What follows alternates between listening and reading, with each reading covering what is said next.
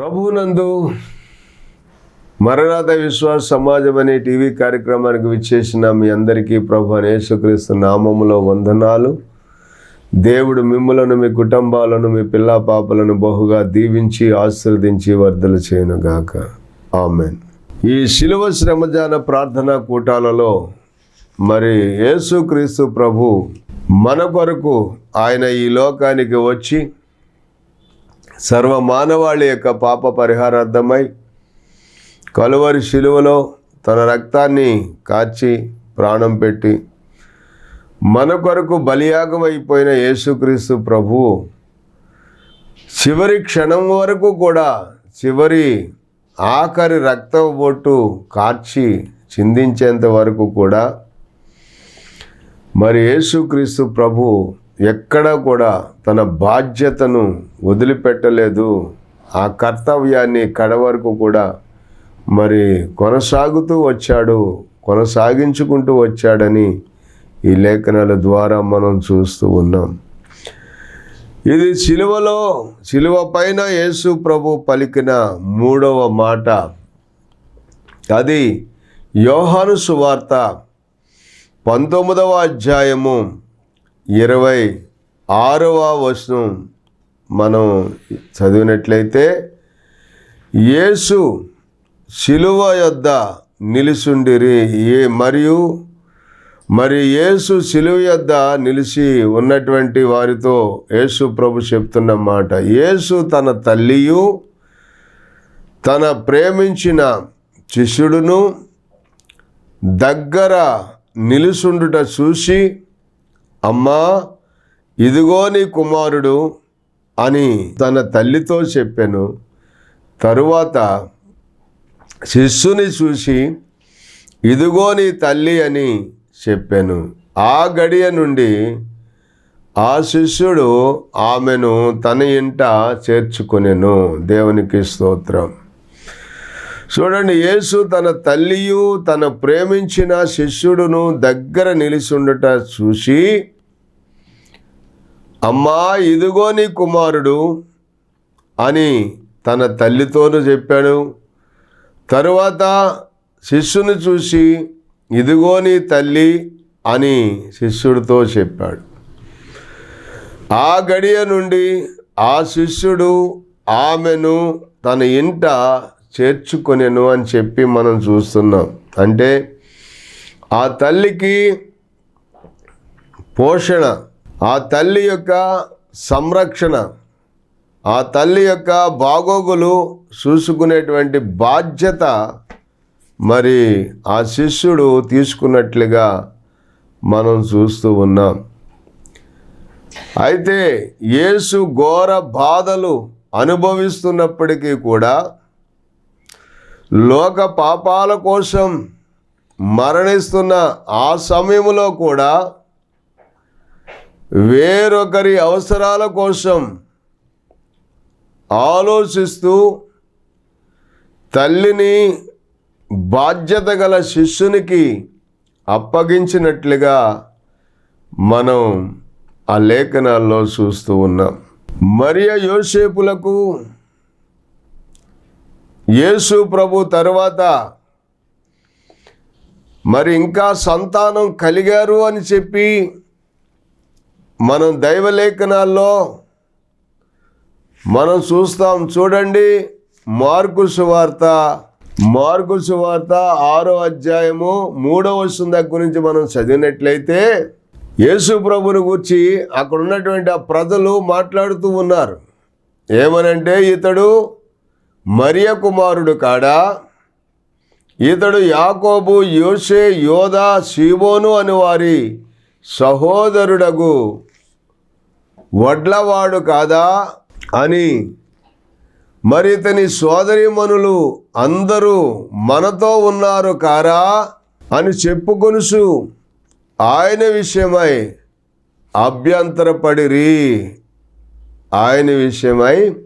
అభ్యంతరపడ్డారు. వారు అనుకుంటున్నారు, వారు చూస్తున్నారు, గమనిస్తున్నారు. ఏమని అంటే, ఇతడు మరియ కుమారుడు, ఇతడు యాకోబు, యోసే, యోదా, సీమోను అనేటువంటి వారికి సహోదరుడు. మరి ఇతడు వడ్లవాని కుమారుడు. ఇతని సోదరీమణులందరూ మనతోనే ఉన్నారు కదా అని చెప్పుకొనుచు ఆయన విషయమై అభ్యంతరపడ్డని వారు అక్కడ మనం చూస్తూ ఉన్నాం. అయితే అందుకు యేసు ప్రవక్త తన దేశములోను తన బంధువులలోను, అదిగో చూడండి, తన దేశములోను తన బంధువులలోను తన ఇంటి వారిలోను తప్ప మరి ఎక్కడను ఘనహీనుడు కాడని చెప్పాను. అందువలన కొద్ది మంది రోగుల మీద చేతులుంచి వారిని స్వస్థపరుచుట తప్ప మరి ఏ అద్భుతమును ఆయన అక్కడ చేయజాలకపోయెను. ఆయన వారి అవిశ్వాసమునకు ఆశ్చర్యపడెను. చూసారా, చాలామంది అలాగే చూస్తూ ఉంటారు. ఎందుకంటే మరి యేసుక్రీస్తు ప్రభుని అలాగే సొంత వారి అన్నదమ్ములు కూడా వారి ఇంట్లో వాళ్ళే మరి యేసు ప్రభుని విశ్వసించలేదు అని మరి దేవుని వాక్యములో మనం చూస్తూ ఉన్నాం. సొంత ప్రజల దగ్గరే వ్యతిరేకత, తిరుగుబాటు అనేది వస్తూ వచ్చింది. చూడండి, యోహాను సువార్త 7వ అధ్యాయంలో మనం చూసినప్పుడు 5వ వచనం, 7వ అధ్యాయం 5వ వచనంలో పర్ణశాల పండుగ అనేటువంటి కార్యక్రమానికి వెళ్ళవలసి ఉన్నప్పుడు అక్కడ తన సహోదరులు ఏమంటున్నారో చూడండి. 5వ వచనం, ఆయన సహోదరులైనను ఆయన యందు విశ్వాసముంచలేదు. యేసు, నా సమయం ఇంకనూ రాలేదు, మీ సమయం ఎల్లప్పుడూ సిద్ధముగానే ఉన్నది. లోకము మిమ్మును ద్వేషింపనేరదు, కానీ దాని క్రియలు చెడ్డవని నేను దానిని గూర్చి సాక్ష్యమిచ్చుచున్నాను గనుక అది నన్ను ద్వేషించుచున్నది. మీరు పండుగకు వెళ్ళండి, నా సమయం ఇంకనూ పరిపూర్ణము కాలేదు గనుక నేను ఈ పండుగకు ఇప్పుడే వెళ్ళనని వారితో చెప్పాను. ఆయన వారితో అలాగూ చెప్పి గలిలయలోనే అక్కడ నిలిచిపోయాడు అని చెప్పి మనం చూస్తూ ఉన్నాం. చూసారా, ఎందుకనంటే యేసుక్రీస్తు ప్రభువు ఆయన చివరి క్షణములో సిలువలో వేలాడుతున్నటువంటి ఆ సమయంలో యేసుక్రీస్తు ప్రభువు మరి తన బాధ్యత, అప్పటి వరకు తల్లిని మరి చూసుకున్నటువంటి యేసు ప్రభువు మరి తల్లి యొక్క బాధ్యతను మరొక శిష్యునికి మరి అప్పగించడానికి కారణం ఏమిటి అంటే మరి యేసు ప్రేమించిన శిష్యుడు అని చెప్పి ఆయనను గూర్చి మరి పరిశుద్ధ లేఖనములో వ్రాయబడి ఉంది. మరి 13వ వచనం మనం చదివినట్లయితే యోహాను సువార్త 13వ అధ్యాయము 23వ వచనం మనం చదివితే, ఆయన శిష్యులలో యేసు ప్రేమించిన ఒకడు యేసు రొమ్మున ఆనుకొనుచుండెను అనే మాట మనం చూస్తున్నాం. అంటే యేసు క్రీస్తు ప్రభుల వారు మరి ఆయన శిష్యులలో ఎక్కువగా ప్రేమించినటువంటి శిష్యుడు యోహాను అని చెప్పి మరి ఆ లేఖనాల్లో మనకు తెలియబడుతూ ఉంది. ఆ యోహానునే మరి అక్కడ చివరి దినాలలో మరి యేసుక్రీస్తు ప్రభు యొక్క శిలువ దగ్గర మరి తాను ప్రేమించిన శిష్యుడును మరి తన తల్లియు దగ్గర నిలుచుండుట చూసి అనే మాటను మనం చూస్తూ ఉన్నాం. యేసు ప్రేమించిన శిష్యుడును తన తల్లియు తాను ప్రేమించిన శిష్యుడును దగ్గర నిలుచుండుట చూసి, అమ్మా ఇదిగో నీ కుమారుడు అని తన తల్లితో చెప్పారు. తరువాత శిష్యుని చూసి ఇదిగో నీ తల్లి అని చెప్పి శిష్యునితో చెప్పారు. ఆ గడియ నుండి ఆ శిష్యుడు ఆమెను తన ఇంట చేర్చుకున్నాడు. మరి వీళ్ళందరూ ఏమయ్యారండి? యేసుక్రీస్తు ప్రభువుని అపహాసం చేసి పండుగకు వెళ్ళొచ్చు కదా, బహిరంగంగా సూచక్రియలు చేసేవాడు ఎవడు కూడా రహస్యంగా చేయడు అని అపహాసం చేసి ఆయన సహోదరులు కూడా యేసు ప్రభువు మీద విశ్వాసం ఉంచలేదు, నమ్మకం ఉంచలేదని చెప్పి రాయబడి ఉంది కదండి. వారేమయ్యారు? వారి సహోదరులు ఏమయ్యారు? వారి సోదరీమణులు ఏమయ్యారు? కానీ చివరి వరకు కూడా యేసుక్రీస్తు ప్రభు ఆ తల్లి యొక్క బాధ్యతను ఆయన తాను ప్రేమించినటువంటి శిష్యునికి అప్పగించడానికి గల కారణం ఏంటి అంటే, ఈ లోకంలో చాలామంది కుమారులను కన్న తల్లిదండ్రులు వాళ్ళు పడుతున్నటువంటి వేదన, మహాఘోష మనం ఈనాడు అనేక మందిని చూస్తున్నాం, యూట్యూబ్లో చూస్తున్నాం.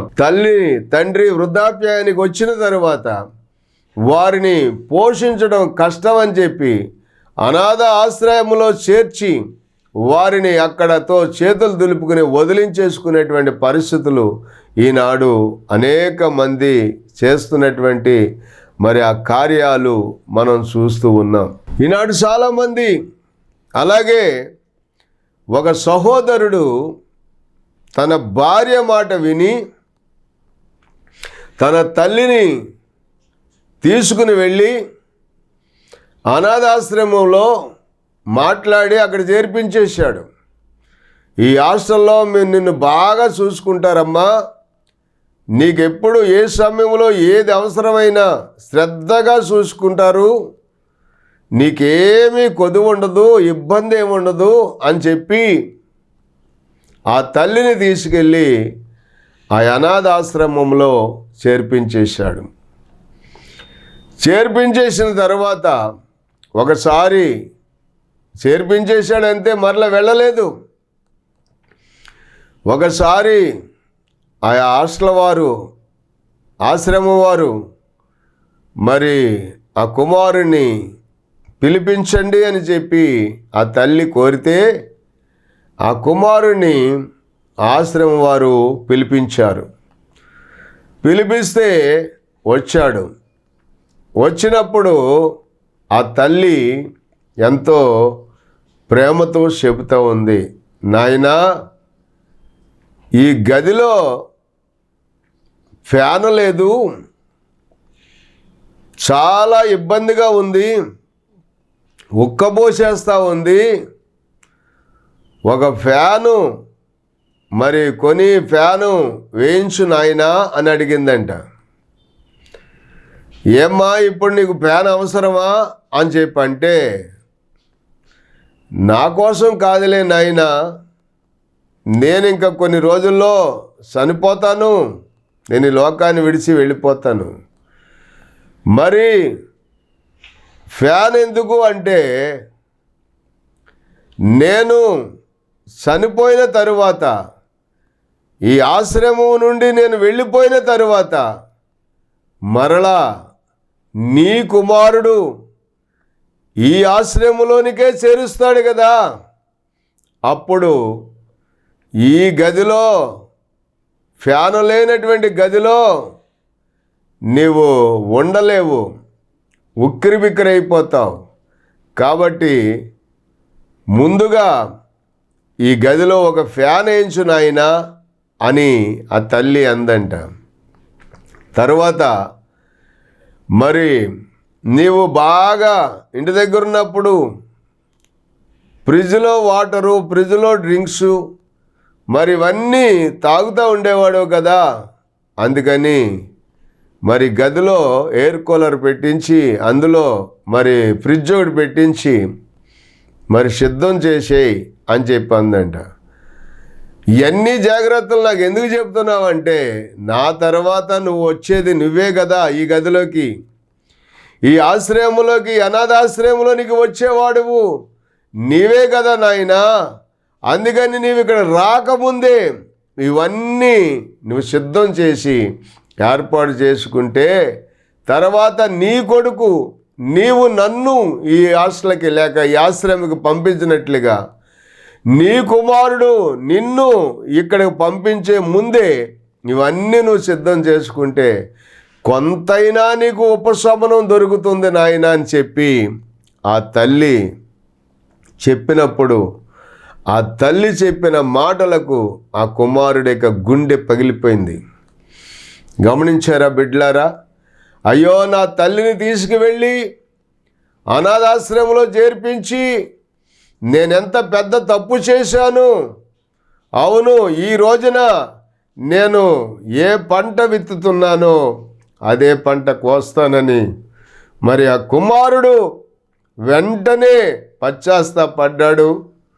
తన తల్లిని మరలా తిరిగి తన ఇంటికి తీసుకుని వెళ్ళాడు.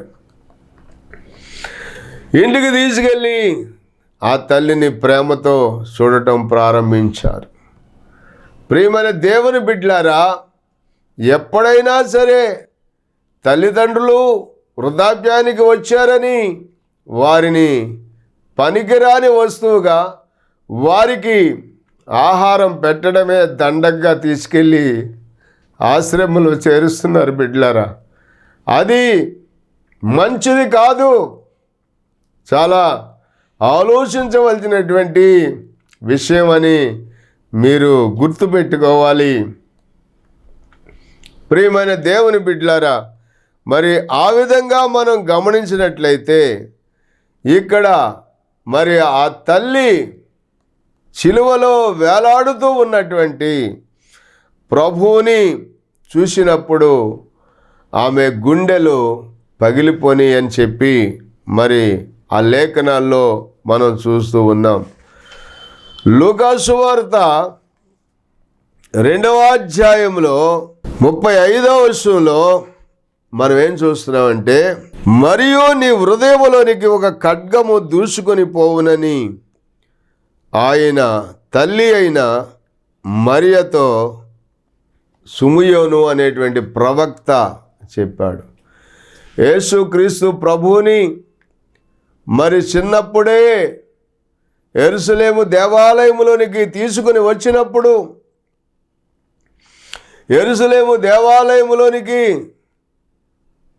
మరి ధర్మశాస్త్ర పద్ధతి ప్రకారముగా శిశువుకు సున్నతి చేయవలసిన 8వ దినమున వారు దేవాలయములోకి వచ్చినప్పుడు జరిగినటువంటి సందర్భం మనం చూస్తాం. ఇక్కడ 2వ అధ్యాయం 21వ వచనం దగ్గర మనం చదివితే, ఆ శిశువుకు సున్నతి చేయవలసిన 8వ దినమున వచ్చినప్పుడు గర్భమందాయన పడక మునుపు దేవదూత చేత పెట్టబడిన యేసు అని పేరు ఆయనకు వారు పెట్టిరి. మోషే ధర్మశాస్త్రము చొప్పున వారు తమ శుద్ధి చేసుకుని దినములు గడిచినప్పుడు ప్రతి తొలుసూలు మగపిల్ల ప్రభువుకు ప్రతిష్ఠ చేయబడవలెను అని ప్రభువు ధర్మశాస్త్రమందు రాయబడినట్టు ఆయనను ప్రభువునకు ప్రతిష్ఠించుటకు ప్రభువు ధర్మశాస్త్రమందు చెప్పబడినట్టు గువ్వల జతనైనను 2 పావురపు పిల్లలైనను బలిగా సమర్పించుటకు వారు ఆయనను యెరూషలేమునకు తీసుకుని పోయిరి. యెరూషలేమునందు సుమయోనను ఒక మనుషుడుండెను. అతడు నీతిమంతుడును భక్తిపరుడునై ఉండి ఇశ్రాయేలు యొక్క ఆదరణ కొరకు కనిపెట్టువాడు. పరిశుద్ధాత్మ అతని మీద ఉండెను. అతడు ప్రభు యొక్క క్రీస్తుని చూడక మునుపు మరణము పొందడని అతనికి పరిశుద్ధాత్మ చేత బయలుపరచబడి ఉండెను. మరి అంతట ధర్మశాస్త్ర పద్ధతి చొప్పున ఆయన విషయమై జరిగించుటకు తల్లిదండ్రులు శిశువైన యేసుని దేవాలయములోనికి తీసుకుని వచ్చినప్పుడు అతడు తన చేతులలో ఆయనను ఎత్తుకొని దేవుని స్తుతించుచు ఇట్లనెను, నాదా, ఇప్పుడు నీ మాట చొప్పున సమాధానముతో నీ దాసుని పోనిచ్చుచున్నావు. నాదా, ఇప్పుడు నీ మాట చొప్పున సమాధానముతో నీ దాసుని పోనిచ్చుచున్నావు. అన్యజనులకు నిన్ను బయలుపరచుటకు వెలుగుగాను, నీ ప్రజలైన ఇశ్రాయేలీయులకు మహిమగాను, నీవు సకల ప్రజల ఎదుట సిద్ధపరిచిన నీ రక్షణను నేను కన్నులారా చూశాను అన్నాడు. దేవునికి స్తోత్రం. ఆత్మవశుడైనటువంటి షిమయోను ప్రవక్త, ఆ మనుషుడు ప్రవశించి యేసు ప్రభువుని గూర్చి ఈ మాటలు పలికినట్లుగా మనం చూస్తూ ఉన్నాం. ఆ తర్వాత యోసేపును ఆయన తల్లియు మరి ఆయనను గూర్చి చెప్పబడిన మాటలు విని ఆశ్చర్యపడిరి. షిమయోను వారిని దీవించి, ఇదిగో అనేక హృదయాలోచనలు బయలుపడినట్లు ఇశ్రాయేలులో అనేకులు పడుటకును తిరిగి లేచుటకును వివాదాస్పదమైన గుర్తుగా ఈయన నియమింపబడి ఉన్నాడు. మరియు నీ హృదయములోనికి ఒక ఖడ్గము దూసుకొని పోవునని ఆయన తల్లి అయిన మరియతో షిమయోను ప్రవక్త చెప్పినట్లుగా మనము ఆ లేఖనాల్లో చూస్తూ ఉన్నాం. దేవుని బిడ్డలారా, కనుకనే యేసు క్రీస్తు ప్రభువుని గూర్చి ముందుగా చెప్పబడినటువంటి ప్రవచనాలన్నీ కూడా నెరవేరుతూ వచ్చినాయి. అందుకనే లేఖన నెరవేర్పును బట్టి ఇలాగున జరగవలసి ఉంది అని యేసు క్రీస్తు ప్రభు ప్రతిసారి కూడా ఆయన చెబుతూనే వచ్చారు. అలాగనే ఇక్కడ కూడా మరి ఆయన పుట్టక ముందే యేసు క్రీస్తు ప్రభువుకి యేసు అని చెప్పి దేవదూత ద్వారా పలకబడినటువంటి ఆ పేరే మరి యేసుకి పెట్టినట్లుగా మనం చూస్తూ ఉన్నాం. అదే మాటలో మరి ఆయన పుట్టక మునిపే, ఇదిగో ఆయన దావీదు పట్టణమందు నేడు రక్షకుడు మీ కొరకు పుట్టి ఉన్నాడని, మరి ఈయన ప్రభు అయిన క్రీస్తు అని, దానికి ఇదే మీకు ఆనవాలు, ఒక శిశువు పొత్తిగుడ్లతో చుట్టబడి ఒక తొట్టెలో పండుకొని ఉండుట మీరు చూసేదరని వారితో చెప్పినప్పుడు, వెంటనే పరలోక సైన్య సమూహం ఆ దూతతో కూడా ఉండి సర్వోన్నతమైన స్థలములలో దేవునికి మహిమయు ఆయనకి ఇష్టులైన మనుషులకు భూమి మీద సమాధానము కలుగునుగాకని దేవుని స్తోత్రము చేస్తూ ఉన్నటువంటి సందర్భం మనం చూస్తూ వచ్చాం. బిడ్డలారా, మరి అలాగే యేసు క్రీస్తు ప్రభు మరి తన తల్లి యొక్క బాధ్యతను మరి తాను ప్రేమించినటువంటి శిష్యునికి మరి అప్పగించినట్లుగా మనం చూస్తూ ఉన్నాం. మరొకసారి మాటను గూర్చి మనం ఆలోచన చేస్తే, చాలామంది పిల్లలు ఉన్నారు, కానీ వారిని గూర్చి ఏమని రాయబడింది అంటే, మరి కనని గర్భము పాలీయని స్తన్యములు ధన్యములైనవని దినాలు చెప్పే దినాలు వస్తాయని యేసు ప్రభు ఆయన సిలువను మోస్తూ ఉన్నప్పుడు ఆయన పలికినటువంటి మాటను గురించి మనం ఆలోచన చేస్తే ఇక్కడ ఆ మాటలు చెబుతూ ఉన్నారు. చూడండి, ఆ మాటను గురించి మనం చూస్తే, మరి లూకాసు వార్త 23వ అధ్యాయము, లూకాసు వార్త 23వ అధ్యాయము 27వ వచనంలో రాయబడిన మాట ఏంటంటే, గొప్ప జనసమూహమును ఆయనను గూర్చి రొమ్ము కొట్టుకొనుచు దుఃఖించుచున్న చాలామంది స్త్రీలను ఆయనను వెంబడిస్తూ వచ్చారు అని. యేసు వారి వైపు తిరిగి, యెరూషలేము కుమార్తెలారా, నా నిమిత్తం ఏడవకడి, మీ నిమిత్తమును మీ పిల్లల నిమిత్తమును ఏడువుడి. చూశారా, యేసు ప్రభు ఆ స్త్రీలను గురించి మాట్లాడుతున్నటువంటి సందర్భం, ఆ మాట ఏంటంటే, యెరూషలేము కుమార్తెలారా, నా నిమిత్తం ఏడవకుడి, మీ నిమిత్తమును మీ పిల్లల నిమిత్తమును ఏడువుడి. ఇదిగో గొడ్రాండును కనని గర్భములను పాలియని స్తనములను ధన్యములైన చెప్పు దినములు వచ్చుచున్నవి. మనుషులు ఆ విధంగా రాతి గుండె గలవారై ఉంటున్నారు. వారు తల్లిని ద్వేషించి తండ్రిని దూషించేటువంటి దినాలు వస్తున్నాయని మరి దేవుని యొక్క వాక్యంలో మనం చూస్తూ ఉన్నాం. మరి దేవుని యొక్క వాక్యంలో మనం తల్లిని ద్వేషించి తండ్రిని దూషించేటువంటి తరము వస్తుంది అని మరి సామెతల గ్రంథకర్త మరి రాస్తూ వచ్చారు. ఈ మాటను చూస్తే అక్కడ ఏమనుందంటే 30వ అధ్యాయము, సామెతల గ్రంథము 30వ అధ్యాయము 11, 12 వచనాలు మనం చదివినట్లయితే, తమ తండ్రిని శపించుచు తల్లిని దీవించని తరము కలదు, తమ దృష్టికి తాము శుద్ధులై తమ మాలిన్యము నుండి కడగబడని వారి తరము కలదు అని. వారు ఎలాంటి వారు అంటే కన్నులు నెత్తికి వచ్చిన వారి తరము కలదు, వారు కనురెప్పలు ఎంత పైకెత్తబడి ఉన్నవి అని చెప్పి అక్కడ మరి రాయబడినటువంటి మాటను మనం చూస్తున్నాం. కాబట్టి యేసుక్రీస్తు ప్రభువలే మరి మన దేవుని యొక్క మాటను బట్టి తల్లిని తండ్రిని ప్రేమించాలి. అప్పుడే భూమి మీద మనము దీర్ఘాయుష్మంతులం అవుతామని మరి ఎఫెసీ పత్రిక 6వ అధ్యాయము, ఎఫెసీ పత్రిక 6వ అధ్యాయంలో మరి 2వ వచనంలో రాయబడి ఉంది. మొదటి వచనం కూడా చదువుదాం. పిల్లలారా, ప్రభువునందు మీ తల్లిదండ్రులకు విధేయులై ఉండుడి, ఇది ధర్మమే. నీకు మేలు కలిగినట్లు నీ తండ్రిని నీ తల్లిని సన్మానించుము, అప్పుడు నీవు భూమి మీద దీర్ఘాయుష్మంతుడి వగుదువు.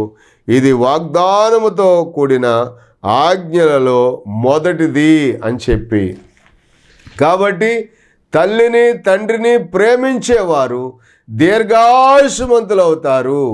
భూమి మీద వారికి మేలు కలుగుతుంది. అన్ని విషయాలలో వారు ఆశీర్వదించబడతారు. వారు చేసే చేతి పనైనా, ఉద్యోగమైనా, వ్యాపారమైనా, మరి ఏదైనా వారు దీవించబడతారు. తల్లిదండ్రులను గౌరవించండి, తల్లిదండ్రులను సన్మానించండి, తల్లిదండ్రులను ప్రేమించండి. దేవుని యొక్క ఆశీర్వాదములు అలాగున ప్రేమించే వారికి, మీకు, మీ పిల్లలకు, మీ కుటుంబాలకు దేవుడు సదాకాలము నిలిపి ఉంచును గాక. ఆమెన్. ప్రార్థన. తండ్రి, మీకు వందనాలు నాయనా. ఇదిగో ఈ వర్తమానం వినిన నీ బిడ్డలను మీరు ఆశీర్వదించండి, దీవించండి ప్రభువా. నీ దివ్య సన్నిధి తోడుగా ఉంచండి నాయనా. తల్లిని తండ్రిని గౌరవించి ప్రేమించే మంచి మనసు కలిగిన పిల్లలుగా, నీవలే తల్లిని ప్రేమించి తండ్రిని ప్రేమించే వారిగా ఉండుటకు ఆ మంచి హృదయాలు నాయనా అందరికీ దయచేసి దీవించండి. యేసు నామములో ప్రార్థించి వేడుకొనుచున్నాం పరమ తండ్రి. ఆమెన్. దేవునికి స్తోత్రాలు. మీ అందరికీ వందనాలు.